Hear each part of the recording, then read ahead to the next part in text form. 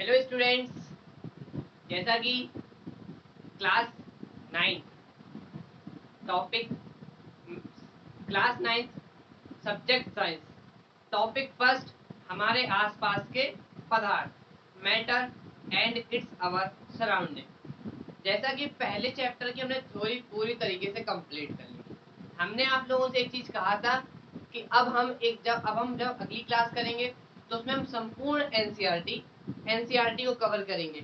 NCERT में हमें क्या करना है, हमने आपसे कहा था संपूर्ण एनसीईआरटी कवरेंगे। अब एनसीईआरटी के थ्योरी के बाद बहुत इंपॉर्टेंट चीज बचती है एनसीईआरटी की एक्सरसाइज, है ना स्टूडेंट्स। आप सभी ने एनसीईआरटी को खोला होगा। एनसीईआरटी में आपको एक्सरसाइज जरूर दिखी होगी और वो एक्सरसाइज बहुत इंपॉर्टेंट है। तो आज उसी एक्सरसाइज के बारे में हम आपसे डिस्कस करेंगे। उसमें क्या क्या है, हमने आपको कल एक फॉर्मूला बताया था कि डिग्री सेल्सियस प्लस 273 बराबर केल्विन। इस फॉर्मूले में एनसीईआरटी जब आप पढ़ेंगे, इसके एक्सरसाइज में जाएंगे तो पहले ही क्वेश्चन आपको इसी से रिलेटेड मिलेगा। तो दोस्तों स्टार्ट करते हैं। अपना टॉप पार्ट 4 हो रहेगा ये हमारा चैप्टर फर्स्ट का, और इसके साथ साथ चैप्टर आज की क्लास के बाद चैप्टर फर्स्ट पूरा फिनिश हो जाएगा। चैप्टर फर्स्ट को देखिएगा आप लोग, फिर एनसीईआरटी पढ़िएगा। एनसीईआरटी बहुत इंपॉर्टेंट है। चलो तो फिर दोस्तों स्टार्ट करते हैं। यहाँ हम लोग अपनी क्लास डाल दे रहे हैं। क्लास हमारी रहेगी 9। ये साइंस का टॉपिक नेम डालने की कोई आवश्यकता नहीं है, यहाँ पे डाल दे रहे हैं एक्सरसाइज चैप्टर फर्स्ट। ठीक है ना दोस्तों। अब बात करते हैं, अब हम देख लेंगे पहला क्वेश्चन। आपके में जो एनसीईआरटी का जो पहला क्वेश्चन है दोस्तों वो क्या है, तो वो है निम्न को डिग्री सेंटीग्रेड में बदलिए। निम्न को डिग्री सेंटीग्रेड में बदलिए। पहला क्वेश्चन लिखिए दोस्तों, हमारे साथ लिखिएगा आप अपने नोट्स में। पहला क्वेश्चन कहता है कि निम्नलिखित तापमान को डिग्री सेंटीग्रेड में परिवर्तित कीजिए।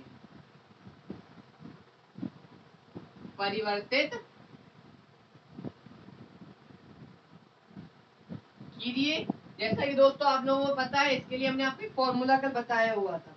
तो चलो इसके दो क्वेश्चन आप लोगों को, आपकी एनसीईआरटी में दो तापमान है। ए नंबर 300 केल्विन। क्या फॉर्मूला था दोस्तों, degree centigrade plus 273 equal to kelvin.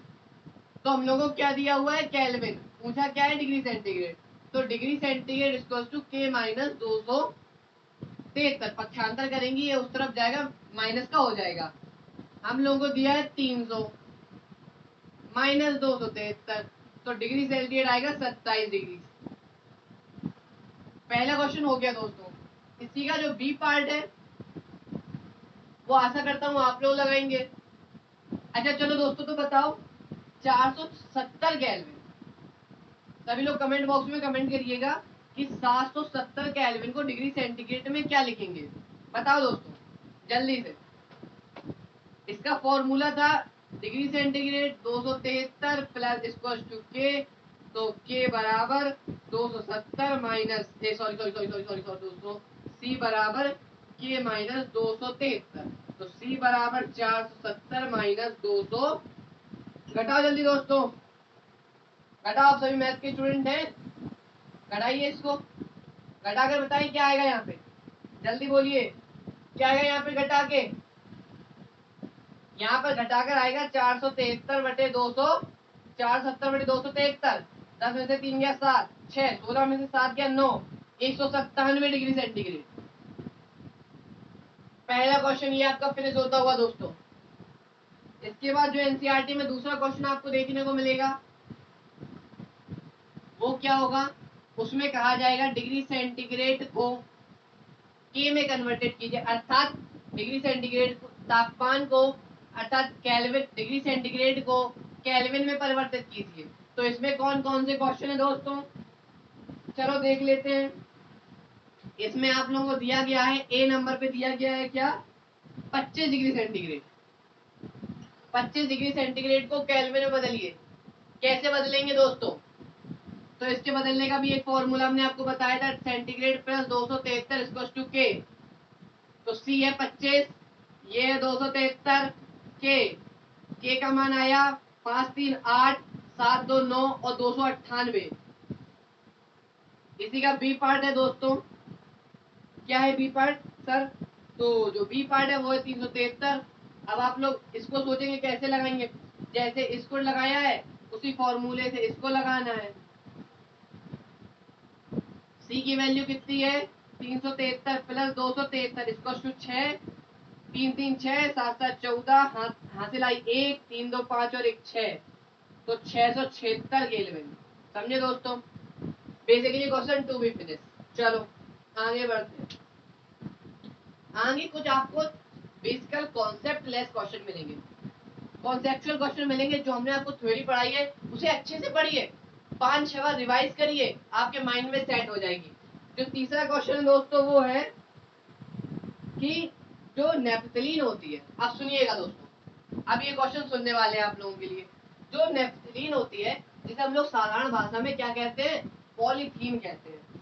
तो नेफ्थलीन को रखा रहने देने पर यह समय के साथ कुछ भी ठोस पदार्थ छोड़े बिना अपक्षय हो जाती है।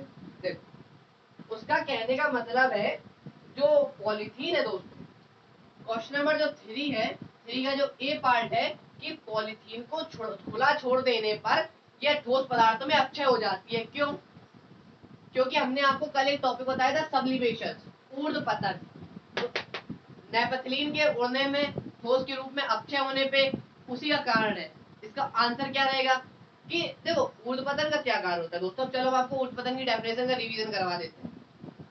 ऊर्ध्वपतन की डेफिनेशन थी दोस्तों कि जब कोई पदार्थ ठोस अवस्था से सीधे द्रव अवस्था में परिवर्तित हुए बिना सीधे गैस अवस्था में परिवर्तित हो जाए और ठंडा करने पर गैस से डायरेक्ट ठोस अवस्था में आ जाए दोस्तों, ठोस अवस्था में आ जाए, तो उसे ऊर्ध्वपतन कहते हैं। बेसिकली यहाँ वही कॉन्सेप्ट लगेगा, ये आपको तो लर्न करने वाली चीज है जो हमने आपको लर्न करवा दी। इसी का थर्ड का जो बी पार्ट है दोस्तों,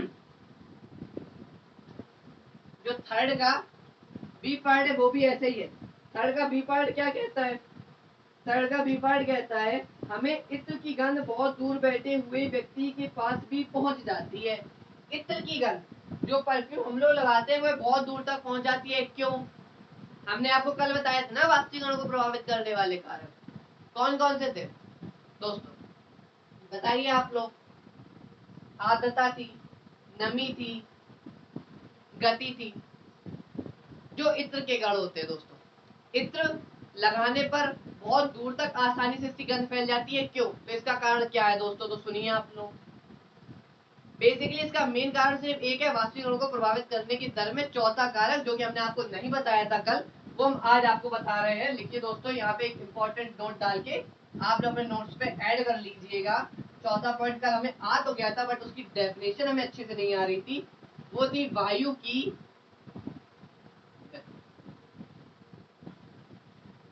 जब पदार्थ या कण वायु में जितनी ज्यादा तेज गति से गति करेंगे उसका वाष्पीकरण उतना ही ज्यादा होगा। तो वायु की, देखो तो इसका सीधे लिखो, पदार्थ के कणों की गति जितनी ज्यादा होगी वाष्पीकरण की दर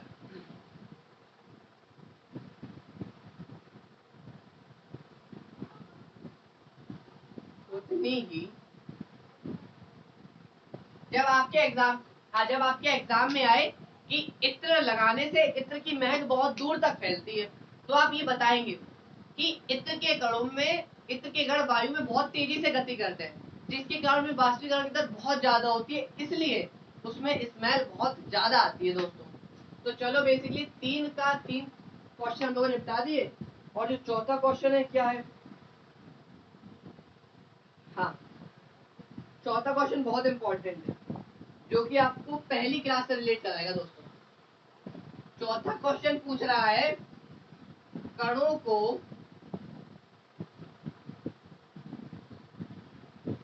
आकर्षण बल के बढ़ते क्रम में बताइए। चलो दोस्तों तो बताते हैं क्या क्या कण है। तो आपका पहला ए कण है जल। बी कण क्या है? तो जल के बाद आती है चीनी और चीनी के बाद आता है सी। अब आप लोगों से मैं ये चीज पूछता हूँ, हमें आप ये बताइए कि इन तीनों में कौन ठोस है, कौन गैस है, कौन द्रव है। पहली क्लास में हमने आपकी बहुत अच्छे से डिस्कस किया था, अगर आप लोगों को याद हो दोस्तों। याद है दोस्तों? हमने आपके पहली क्लास में बहुत अच्छे से डिस्कस किया था कि जितनी भी गैसें होती हैं, ऑक्सीजन या गैस है। चीनी के कण शरबत बनाते हैं, वो वाली चीनी। चाय बनाते हैं, वो वाली चीनी। तो ये बेसिकली क्या है? ठोस। एक आता है जल, ये क्या है? द्रव। तो अब इनको इनके आकर्षण बल के बढ़ते क्रम में आप लोग सजाइए। तो हमने आपको बताया था कि जैसे ठोस से द्रव में गैस, ठोस से द्रव में, द्रव से गैस में जाते हैं, उसमें आकर्षण क्षमता घटती जाती, बढ़ती जाती है। तो देखो, सबसे ज्यादा आकर्षण, सबसे कम आकर्षण होगा ऑक्सीजन में। ऑक्सीजन का साइन O2 करे दे रहे हैं, सबसे कम आकर्षण का। उसके बाद बात करते हैं जल की, फिर उसके बाद बात करते हैं चीनी। ये है अपने इसका आंसर। बेसिकली 4 क्वेश्चन फिनिश हो गए दोस्तों। 5वें क्वेश्चन के लिए ये जगह दिख रही है हमको, तो यहाँ हम अपना 5वां क्वेश्चन भी आप लोगों को भी बता। 5वां क्वेश्चन क्या कह रहा है? 5वां क्वेश्चन कह रहा है दोस्तों, कणों की आकर्षण बल के आधार पर सबसे ज्यादा गैस में होता है आकर्षण बल, उसके बाद सबसे कम आकर्षण गैस में होता है, उसके बाद द्रव में, फिर ठोस सबसे ज्यादा होता है। तो चलो, आपके क्लास 9th में एमसीक्यूज में क्वेश्चन बहुत इंपॉर्टेंट आता है। जल के तापमान की भौतिक अवस्था बताइए। तो पहली हमसे पूछी है कि 25 डिग्री सेंटीग्रेड पर जल किस अवस्था में होता है। बी नंबर पे पूछा है 0 डिग्री सेल्सियस पर किस नंबर पे होता है। सी पूछा गया है 100 डिग्री सेंटीग्रेड पे जल किस नंबर पे होता है। तो बताइए दोस्तों, मैंने आप लोगों को बताया है ये भी कि 25 डिग्री सेंटीग्रेड पर जो जल होता है वो द्रव अवस्था में है। समझे? जब आप बोतल भरकर बर्फ में लगाते हैं, सॉरी फ्रिज में लगाते हैं, बर्फ में कैसे लगाएंगे, फ्रिज में लगाते हैं, तो वो बेसिकली 25 डिग्री सेंटीग्रेड। जब बर्फ के फ्रीजर, जब फ्रिज के फ्रीजर में रखने के बाद जल का तापमान 0 डिग्री सेल्सियस हो जाता है, तो वो हो जाती है ठोस अवस्था। तब हम कहने लगते हैं कि जल ठोस में परिवर्तित तो हो गया। और 100 सेंटीग्रेड का मतलब होता है कि जल वाष्प, कि जल को आपने गैस पे चढ़ा दिया और जल का वाष्प होने लगा। जल का वाष्प होने लगा दोस्तों। पहले चैप्टर के 4 क्वेश्चन निपट, 5 क्वेश्चन निपट गए। आप लोगों को आशा करता हूँ आप लोगों को समझ में भी आए होंगे, क्योंकि हमने पूरा प्रत्येक क्वेश्चन हमने अपनी थ्योरी से रिलेट करके आप लोगों को बताया है। हमने कहा था कि हम जैसी थ्योरी पढ़ाएंगे वैसी एनसीईआरटी में आपको क्वेश्चन देखने को मिलेंगे। किसी रिफ्रेशर बुक को उठा लीजिए आप, उसमें भी आपको यही देखने को मिलेंगे। लेकिन मैं फिर से एक बार कहता हूँ कि हमारी क्लास के साथ आप एनसीईआरटी जरूर पढ़िएगा। एनसीईआरटी आपकी समझ विकसित करेगा। आप अगर नोट्स लिख के रखेंगे, उन्हें भी पढ़िएगा। अगर एनसीईआरटी समझ को विकसित करती है तो नोट्स आपकी समझ को, आप जैसे किसी गाड़ी पे जब हम पॉलिश करते हैं तो गाड़ी में साइन आती है, उसी प्रकार जब आप नोट्स पढ़ते हैं तो आपके माइंड साइन करता है। आपको बेसिकली कॉन्सेप्ट पता चलते हैं, आपको कैसे लिखना है ये पता चलता है दोस्तों। आप किस प्रकार से लिखेंगे आपको ये पता चलेगा दोस्तों, समझे दोस्तों। तो चलिए आगे बढ़ते हैं। शायद मैं आपको ये 5 क्वेश्चन समझ में आ गए होंगे, ऐसी आशा करता हूँ। नए आए हैं, नहीं आए हैं तो आप फिर से वीडियो देखिएगा, सब समझ में आ जाएगा आपको दोस्तों। चलो 6वां क्वेश्चन एनसीईआरटी उठा लीजिएगा। जब आप ये एक्सरसाइज की वीडियो देख रहे हो तो मैं आशा करता हूँ कि आपके या तो फोन में होनी चाहिए एनसीईआरटी या आपके पास उपस्थित होनी चाहिए एनसीईआरटी। अपना एक ही उसूल, बात कम पढ़ाई ज्यादा। स्टूडेंट लाइफ में सिर्फ पढ़ाई और कुछ नहीं। क्लास 9 से 12 तक तो पढ़ाई बहुत इंपॉर्टेंट है दोस्तों। तो मैं ऐसी आशा करता हूँ आप सभी लोग हमारे साथ बने रहेंगे और हमारे साथ अध्ययन भी अच्छे से करेंगे दोस्तों। अब बात करते हैं 6। अब वो कुछ कारण पूछ रहा है। क्वेश्चन नंबर 6 कह रहा है कि जल कमरे के ताप पर द्रव अवस्था में होता है, कारण बताइए। जल कमरे के ताप पर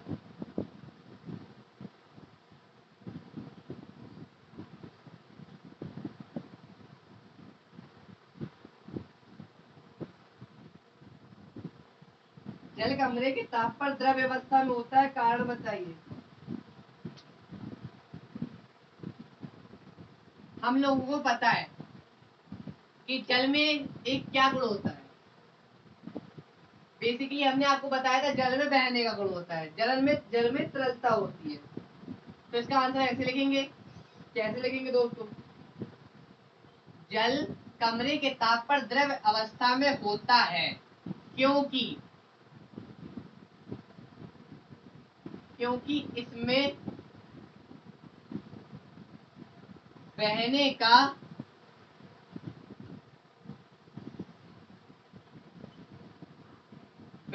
का गुण पाया जाता है।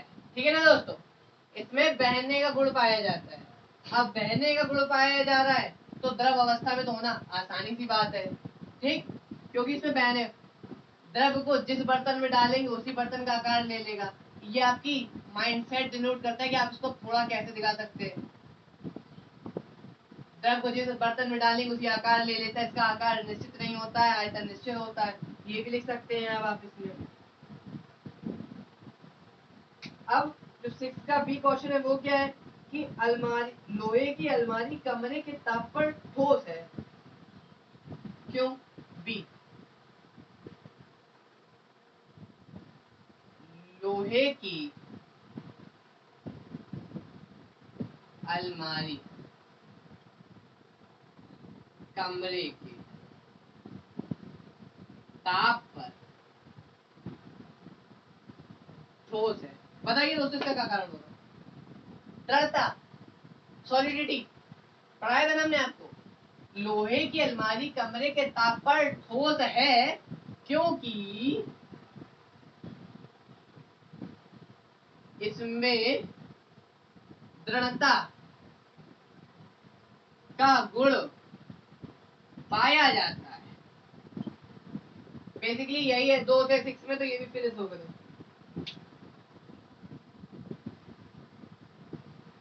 अब 7वां बहुत सरल है कि 273 केल्विन पर बर्फ को ठंडा करने पर तथा जल को इसी तापमान पर ठंडा करने पर शीतलता क्या प्रभाव अधिक होता है। तो शीतलता से बेसिकली क्वेश्चन नहीं आते दोस्तों। तो ये 6 क्वेश्चन आपके लिए बहुत इंपॉर्टेंट है।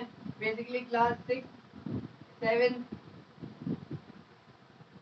हाँ चलिए क्वेश्चन नंबर 8 इंपॉर्टेंट है दोस्तों। 8वां क्वेश्चन देख लीजिए थोड़ा कि उबलते हुए जल अथवा भाप से जलने की तीव्रता किसमें अधिक महसूस होती है। ठीक है ना, उबलते हुए जल तथा भाप,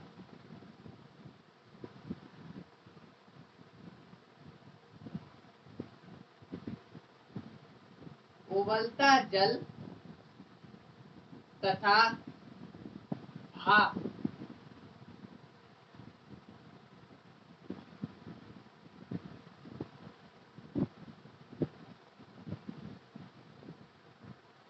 जलने की तीव्रता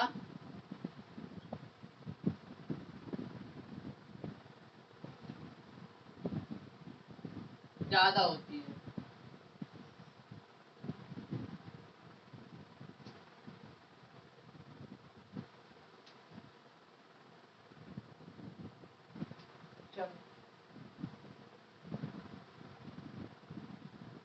बताओ दोस्तों, पढ़ो इसको एक बार।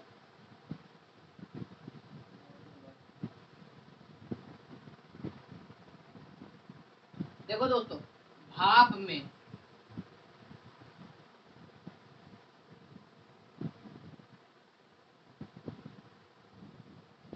वाष्पन की ऊष्मा होने के कारण, भाप में वाष्पन की ऊष्मा होने के कारण उबलते जल की अपेक्षा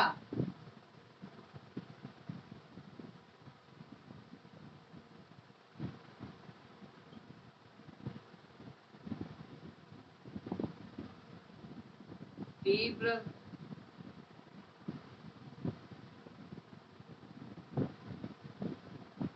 जलन होती है।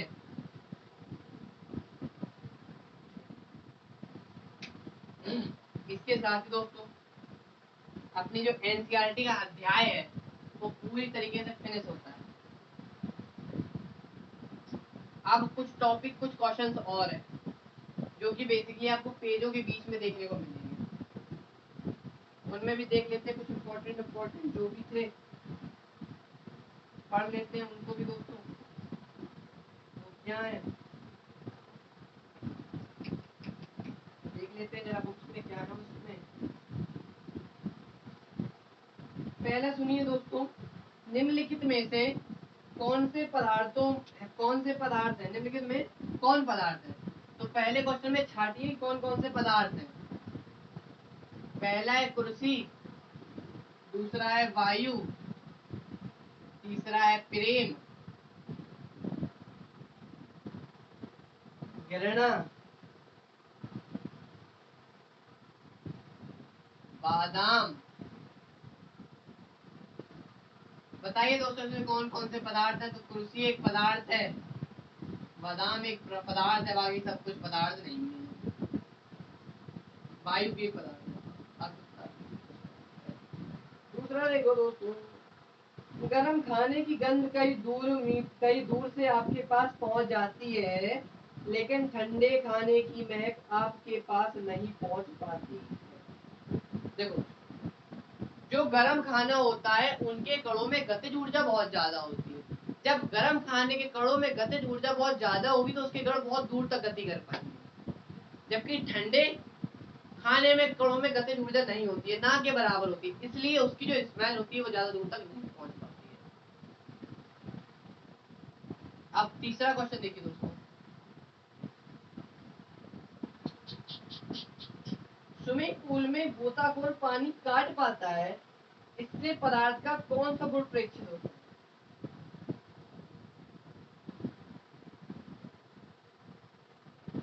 स्विमिंग पूल में गोताखोर पानी काट पाता है, क्यों? क्योंकि जल के कणों में आकर्षण बल ज्यादा होता है ना। नहीं सॉरी दोस्तों, स्विमिंग पूल में गोताखोर जल के कणों को क्यों काट पाता है? क्योंकि सुनिए, क्योंकि जो जल के कण होते हैं उसमें आकर्षण बल बहुत कम होता है। जब आकर्षण बल बहुत कम होगा जल के कणों में, तो गोताखोर आसानी से जल को काट फाड़ के आगे बढ़ जाएगा। पदार्थ की कणों की विशेषता हमने आपको बता दी थी। पहली विशेषता है इनके में रिक्त स्थान होता है, इनमें आकर्षण बल होता है, इनके कण निरंतर गतिशील अवस्था में होते हैं।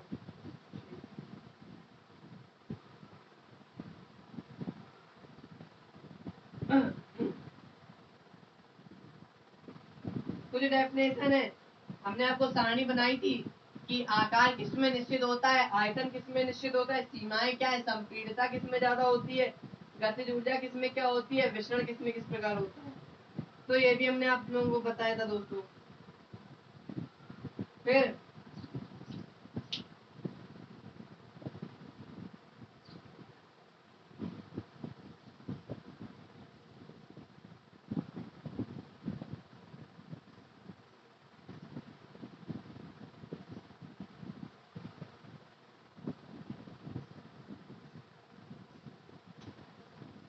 इसके साथ ही दोस्तों चैप्टर 1 की सेवा पूरी तरीके से समाप्त होती है। मैंने देख लिया है, एनसीईआरटी में भी एक ऐसा एक भी क्वेश्चन बचा नहीं है जो आपसे ना बने।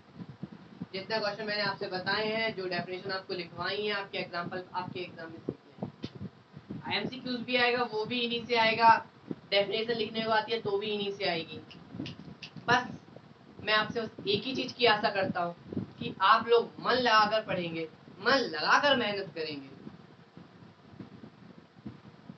है ना दोस्तों। हमारी मेहनत को सफल होगा।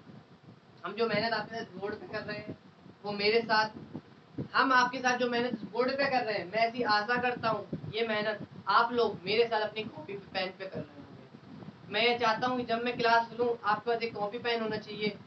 उस कॉपी पेन में जो मैं नोट डाउन कर रहा हूँ वो आप लोग नोट्स कीजिए। आज के लिए इतना ही। अगले सेशन में हम जब आएंगे तो आप लोगों के लिए एक नई क्लास लेकर आएंगे, जिसमें हम अब अपने चैप्टर 2 के बारे में पढ़ेंगे, जो कि बेसिकली हमने आपसे कहा था हमारा चैप्टर 2 कौन सा है, ये भी बता दे रहे हैं हम आपको।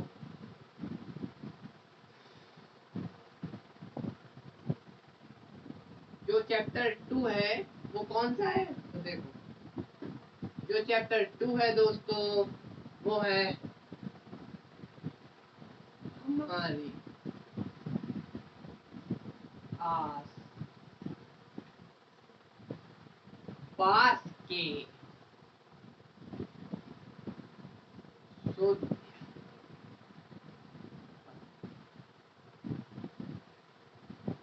पहले चैप्टर में बेसिकली हमने क्या पढ़ा था दोस्तों, पदार्थ के बारे में। अब हम पढ़ेंगे शुद्ध पदार्थ के बारे में। पदार्थ कितने प्रकार का होता है ये हमने पढ़ा। अब हम पढ़ेंगे मिश्रण के बारे में। अब हम कल की क्लास में देखेंगे मिश्रण किसे कहते हैं, मिश्रण के प्रकार कौन कौन से हैं, विलयन विलयन देखेंगे, विलयन के टाइप्स देखेंगे, सैचुरेटेड, अनसैचुरेटेड और सुपर सैचुरेटेड देखेंगे, निलंबन देखेंगे, सस्पेंशन जिसे बोलते हैं। इसके साथ ही दोस्तों जय हिंद। आज क्लास यही समाप्त करते हैं। Thank you very much.